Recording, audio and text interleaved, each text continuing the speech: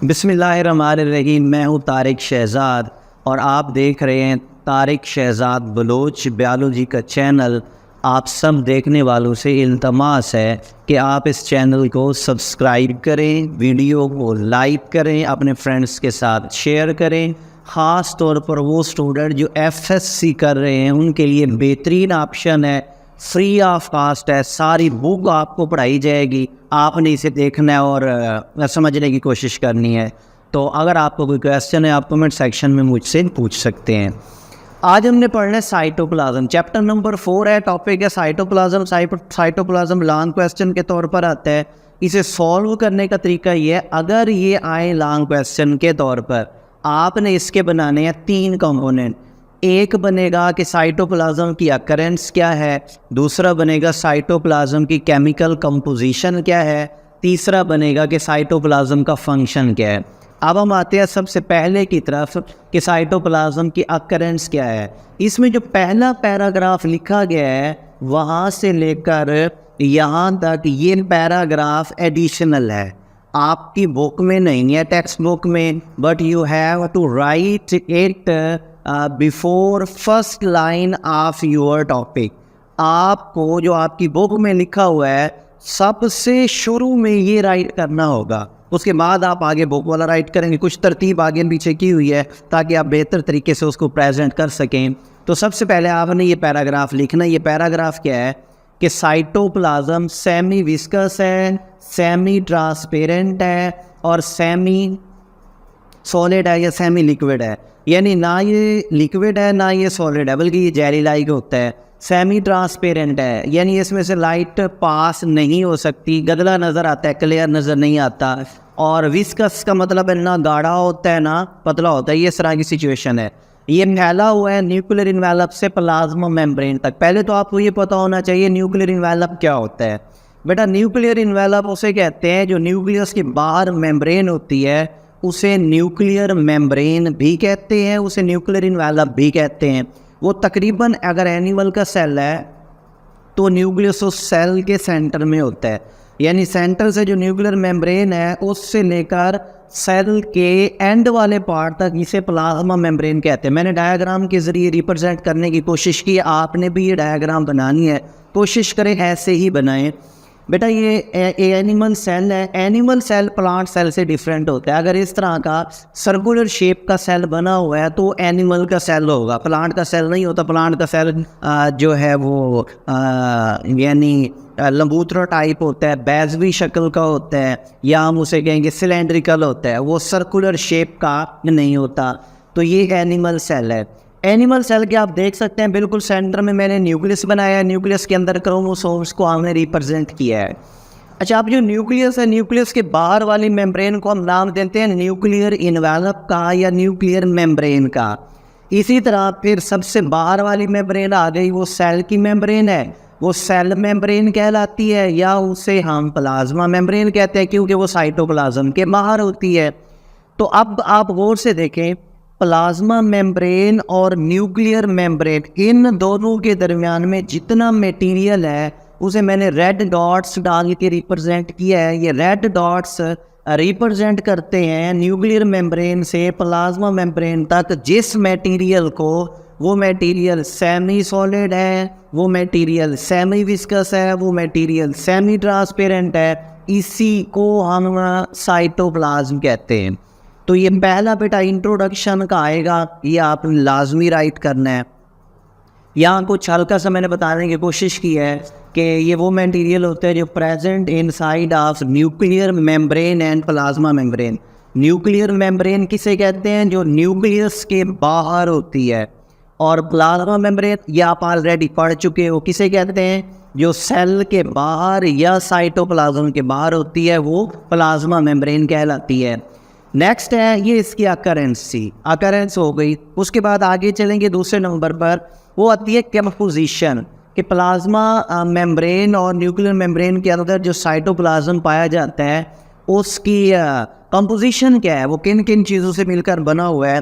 Composition इसकी कुछ इस तरह से है कि प्लाज्मा मेम्ब्रेन के अंदर और न्यूक्लियर मेम्ब्रेन के दरमियान जितना मटेरियल पाया जाता है न्यूक्लियस समेत, दोबारा सुने, कि प्लाज्मा मेम्ब्रेन के अंदर जितना मटेरियल पाया जाता है न्यूक्लियस समेत, हम उसे नाम क्या देते हैं, प्रोटोप्लाज्म का। यानी न्यूक्लियस और cytoplasm collectively called protoplasm and it is a living content of cell.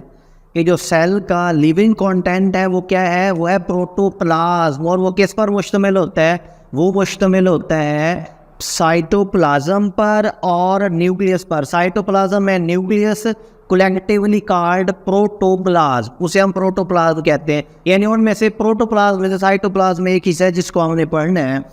तो cytoplasm and nucleus living content of eukaryotic cell बनाते हैं। अच्छा, यहाँ अब ये MCQs आ सकता है।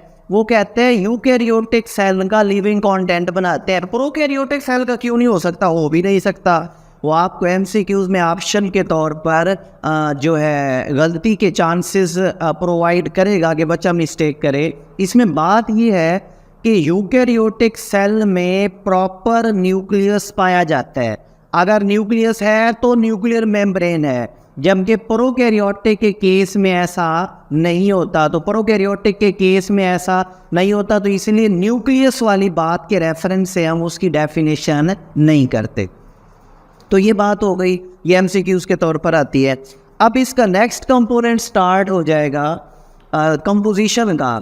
वो ये है कि साइटोप्लाज्म दो हिस्सों पर मुश्तमिल होता है। देखिए, कोशिश करें आप इन चीज़ों को एक दूसरे से रिलेट करके याद रखें। अगर रिलेट करके याद रखेंगे, याद करने में आसानी होगी, याद रखने में आसानी होगी। मिसाल के तौर पर इस तरह भी मैंने आपको क्लियर करके लिखने की कोशिश की। साइटोप्लाज्म के दो हिस्से होते हैं, एक इक्वस ग्राउंड सब्सटेंसेस होते हैं जिसमें सेल ऑर्गेनल्स और कुछ दूसरी चीज़ें शामिल हैं, और दूसरे नंबर पर इसी में मौजूद होती है कुछ इनसॉल्युबल चीज़ें भी। जो इनसॉल्युबल चीज़ें हैं वो एक दूसरी तरह की कैटेगरीज बनाती हैं, जिसमें कुछ स्टोर्ड मटेरियल हो सकता है, सेल का वेस्ट वगैरह भी हो सकता है। तो ये दो कैटेगरीज बन गई, जिसमें वेस्ट भी हो सकता है और कुछ स्टोरेज भी हो सकती है। तो साइटोप्लाज्म दो हिस्सों पर मुश्तमिल हो गया, इक्वस ग्राउंड सब्सटेंसेस और दूसरे नंबर पर इंक्लूजन। यहाँ इंक्लूजन का कोई प्रॉपर मतलब नहीं है, ये इंक्लूड के तौर पर आए हैं। इंग्लिश का वर्ड होता है इंक्लूड, इंक्लूड का मतलब होता है शामिल करना। तो ये इंक्लूजन का मतलब भी शामिल है, शामिल होता है वेस्ट और कुछ दूसरे स्टोरेज मटेरियल भी। अगली लाइन MCQs के तौर पर आती है, ये अभी कंपोजिशन चल रही है। वो क्या है कि soluble part of cytoplasm cytosol कहलाता है। Soluble part of cytoplasm cytosol कहलाता है। ये बात MCQs है, मैंने यहाँ रिप्रेजेंट कर दी है। यही शॉर्ट क्वेश्चन के तौर पर भी आता है, लेकिन शॉर्ट क्वेश्चन तो बाद में देखते हैं। पहले हम देखें साइटोसोल एज एन MCQs के तौर पर आता है। अच्छा, अब उसी के साथ एक लाइन और लिखी हुई है, वो ये लिखी हुई है कि जो साइटोसोल है वो बेसिकली बना हुआ होता है ग्राउंड इक्वस सब्सटेंसेस से, या इक्वस ग्राउंड सब्सटेंसेस से बना हुआ होता है। यानी अब साइटोसोल की डेफिनेशन आप दोनों तरीकों से करते हैं, सॉल्युबल पार्ट ऑफ साइटोप्लाज्म और ग्राउंड इक्वस सब्सटेंस पर मुश्तमिल होता है। ये दोनों चीज़ें साइटोसोल को डिफाइन करती हैं। दोबारा सुने, जो साइटोसोल है ये साइटोप्लाज्म का सॉल्युबल पार्ट है। जो साइटोप्लाज्म का सॉल्युबल पार्ट है वो साइटोसोल कहलाता है। अब जो साइटोसोल है वो इक्वस ग्राउंड सब्सटेंसेस पर या ग्राउंड सब्सटेंसेस पर मुश्तमिल होता है। यानी अगर MCQs के तौर पर ये दोनों ऑप्शन आते हैं साइटोसोल के, तो दोनों सही कंसीडर होंगे। क्लियर हो गई यहाँ तक बात? उसके बाद नेक्स्ट चलते हैं। आगे है, यही जो ग्राउंड सब्सटेंसेस होती है ये सोल्यूशन बनाती है, और उस सोल्यूशन के फिर दो हिस्से हैं। यानी सबसे पहले आपने क्या कहा कि साइटोप्लाज्म के दो हिस्से, एक इक्वस ग्राउंड सब्सटेंसेस वाला हो गया और दूसरे नंबर पर इंक्लूजन जिसमें इनसॉल्युबल चीज़ें शामिल हैं वो आगे, वो दो हिस्से हो गए। फिर जो सॉल्युबल पार्ट ऑफ साइटोप्लाज्म है उसे हम साइटोसोल कहते हैं। अब जो साइटोसोल है वो सॉल्युबल पार्ट भी है और ग्राउंड सब्सटेंसेस पर भी मुश्तमिल होता है। अब साइटोसोल एक सोल्यूशन की फॉर्म में होता है। साइटोसोल जो सोल्यूशन की फॉर्म में है वो सोल्यूशन आगे दो कंपोनेंट पर मुश्तमिल होता है। उसमें 90% तो वाटर होता है, बाकी बच गया 10%। अच्छा, अब ये MCQs के तौर पर आ सकता है। उसने एक बात आपको बता दी है कि साइटोसोल सोल्यूशन है, सोल्यूशन में 90% वाटर होता है। अब बाकी कितना बच गया? 10%। वो मॉलिक्यूल्स ऑफ लाइफ होते हैं, प्रोटीन हो गए, कार्बोहाइड्रेट्स हो गए, लिपिड्स हो गए, या ये ब्रेन प्रोडक्ट्स में भी मौजूद होते हैं। कि इनके अगर प्रोटीन्स हैं तो उनके अमाइनो एसिड होंगे, अगर लिपिड्स हैं तो उनके फैटी एसिड या ग्लिसरॉल हो सकते हैं, अगर कार्बोहाइड्रेट्स हैं तो वो उनके ब्रेक डाउन प्रोडक्ट ग्लूकोज भी हो सकती है। तो ये जो दो चीज़ें मौजूद होती हैं इनमें। अगली बात है, यही सोल्यूशन जो इन दो चीज़ों पर मुश्तमिल है, मॉलिक्यूल ऑफ लाइफ के लिहाज से हमने फिर इसको दो हिस्सों में डिवाइड कर दिया है। वो कैसे डिवाइड किया है? अगर है लार्ज मॉलिक्यूल या है स्मॉल मॉलिक्यूल, अगर स्मॉल मॉलिक्यूल या आयंस है वो बनाएंगे ट्रू सोल्यूशन, अगर स्मॉल मॉलिक्यूल्स या आयंस है वो बनाएंगे ट्रू सोल्यूशन। ये भी एमसीक्यूज के तौर पर आता है। दूसरे नंबर पर है, अगर लार्ज मॉलिक्यूल्स हैं तो वो बनाते हैं कोलाइडल सोल्यूशन। अब कोलाइडल सोल्यूशन फिर आगे दो तरह का है, अगर कोलाइडल सोल्यूशन विस्कस है या नॉन विस्कस है। अगर कोलाइडल सोल्यूशन है विस्कस तो वो कहलाएगी जेल, अगर कोलाइडल सोल्यूशन नॉन विस्कस है तो फिर वो कहलाता है सोल। अगर नॉन विस्कस है तो सोल, अगर विस्कस है तो जेल। ये दोनों फिर एमसीक्यूज के तौर पर आते हैं। आप नोट करें इसी टॉपिक में से कितने एमसीक्यूज बन गए हैं। एमसीक्यूज याद करने का जो सबसे बड़ा फ़ायदा स्टूडेंट को होता है वो ये है कि जब आप एमसीक्यूज याद रखेंगे, तकरीबन 6 एमसीक्यूज इसमें से बनते हैं, उन 6 एमसीक्यूज वाली 6 लाइंस आपको याद रह जाएंगी। वो 6 लाइंस याद है, तकरीबन 6 या 7 और होंगी, वो मिला के आपका पूरा लॉन्ग क्वेश्चन बन जाएगा। अच्छा, लार्ज मॉलिक्यूल कोलाइडल सोल्यूशन होता है। कोलाइडल सोल्यूशन दो हिस्सों पर मुश्तमिल है कि कौन कौन से दो हिस्सों पर मुश्तमिल था कि या वो विस्कस फॉर्म में है या वो नॉन विस्कस फॉर्म में है। अगर वो विस्कस फॉर्म में है तो फिर वो जेल कहलाता है, अगर वो नॉन विस्कस फॉर्म में है तो फिर वो सोल कहलाता है। अब आगे फिर एमसीक्यूज आता है। अगर हम सेल के हिस्से को देखें, मैंने डायग्राम बना के रिप्रेजेंट करने की कोशिश की है ताकि आपको आसानी के साथ समझ आ सके। जो सेल का साइटोप्लाज्म है, आप देखें सेंट्रल हिस्सा इसका ये है, जो सेंट्रल हिस्सा है वो सोल है। ये एमसीक्यूज आ सकता है, सेंट्रल हिस्सा सोल है। पेरिफेरल हिस्सा, पेरिफेरल ये टर्म है जिसका मतलब होता है अतराफ वाले यानी बाहर वाले, और पेरिफेरल जेल, पेरिफेरल मुश्तमिल होता है जेल पर और सेंट्रल मुश्तमिल होता है सोल पर। ये दोनों फिर से एमसीक्यूज आते हैं बेटा। यहाँ तक यानी जहाँ लिखा हुआ है पेरिफेरल पार्ट जेल कहलाता है या जेल का बना हुआ होता है, यहाँ तक soluble part of cytoplasm called cytosol, यहाँ से लेकर पेरिफेरल तक ये शॉर्ट क्वेश्चन कंप्लीट होता है। कौन सा? What is cytosol. बेटा इतना अगर आप राइट करोगे तब जाके ये आपके 2 मार्क्स को कवर करता है। यहाँ तक इसकी केमिकल कंपोजिशन भी ख़त्म हो गई, केमिकल कंपोनेंट्स भी ख़त्म हो गए। आगे स्टार्ट होता है कि इसका फंक्शन क्या है। फंक्शन का मतलब है इसका काम क्या है। बेटा इसका काम है 4 डिफरेंट टाइप का जो हमने यहाँ बनाया है। First of all it's act as store house, ये चीज़ों को स्टोर करता है। स्टोर कैसे? वेस्ट प्रोडक्ट होगी स्टोर करेगा, सेल की सेक्रीशन है स्टोर करेगा, सेल के लिए कोई फूड है तो उसको स्टोर करेगा, यानी हर तरह के मटेरियल को स्टोर करने के लिए इस्तेमाल होता है। एक बात। दूसरे नंबर पर है साइट ऑफ मेटाबॉलिक रिएक्शंस, ये मेटाबॉलिक रिएक्शंस के लिए जगह प्रोवाइड करता है। जब आप छोटे छोटे थे ना, इतने 9th क्लास में, आपने एक टॉपिक पढ़ा था रेस्पायरेशन का, उसमें था ग्लाइकोलाइसिस, या यही साइटोप्लाज्म जब 9th में पढ़ा था वहाँ भी उसने बताया था कि ग्लूकोज की ब्रेकडाउन ग्लाइकोलाइसिस कहलाती है और ग्लाइकोलाइसिस साइटोप्लाज्म में होती है। इसके अलावा और भी डिफरेंट टाइप के केमिकल रिएक्शंस हैं जो साइटोप्लाज्म में होते हैं, तो इसीलिए वो कह रहा है कि साइटोप्लाज्म स्पेस प्रोवाइड करता है डिफरेंट टाइप के रिएक्शंस के होने के लिए। तो ये दूसरा इसका प्रोसेस हो गया। आप एग्जाम्पल लिख सकते हो ग्लाइकोलाइसिस, मैं लिख देता हूँ, जैसा कि ग्लाइकोलाइसिस,